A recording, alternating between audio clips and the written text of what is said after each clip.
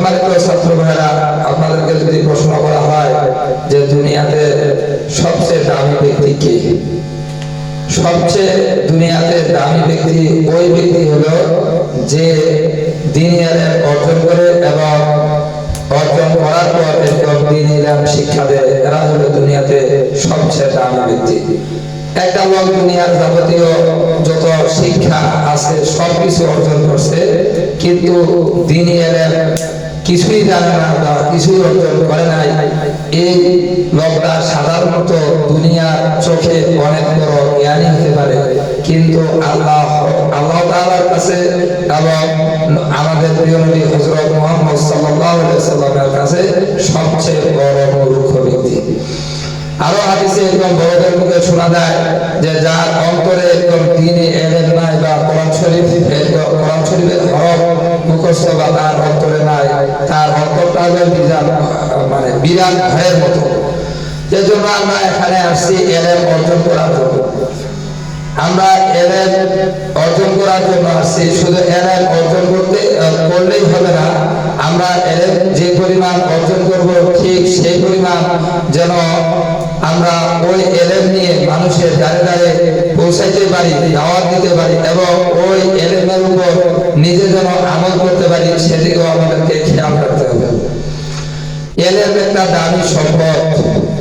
ইলম যে অর্জন করেছে সেই এই দুনিয়াতে দামি হয়ে গেছে।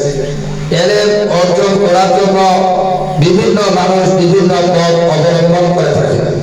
ইলম অর্জন করার কোনো নির্দিষ্ট বয়স বা সীমা রেখে নাই। একটা মানুষ জন্মের পর থেকে মওতের আগ পর্যন্ত ইলম অর্জন করতে পারে। আর এই ইলম অর্জন করতে গিয়ে মানুষকে বিভিন্ন পরীক্ষার সম্মুখীন হতে হয়। যেমন আপনারা একটা পরীক্ষার সম্মুখীন আছেন যে আপনাদের যা বয়স, এই বয়সে বাবা মার সাথে থাকার কথা, অনেক আত্মীয় স্বজনের বাড়িতে বেড়ার কথা, বিভিন্ন সময় খেলাধুলার কথা, কিন্তু এই সময়টা আপনারা কুরবানি করে তাদের আদর স্নেহ মায়া মমতাকে কুরবানি দিয়ে আপনারা ইলম অর্জন করার জন্য বিভিন্ন মাদ্রাসায় ভর্তি হয় এবং বিভিন্ন মাদ্রাসায় থাকে। কিসের জন্য? একমাত্র ইলম অর্জন করার জন্য। আমরা ইলম অর্জন করি কেন? আসলে আমরা ইলম অর্জন করি এই জন্য যে আমি বড় হয়ে একজন আলেম হব, মানুষ আমাকে একজন বড় আলেম বলবে আর আমার অনেক নাম সুনাম খ্যাতি সারা বিশ্বে ছড়িয়ে পড়বে, তা না। ইলম অর্জন করা আল্লাহ তাআলা হুকুম করে দিয়েছেন যে প্রত্যেক নর-নারীর উপর ইলম অর্জন করা ফরজ।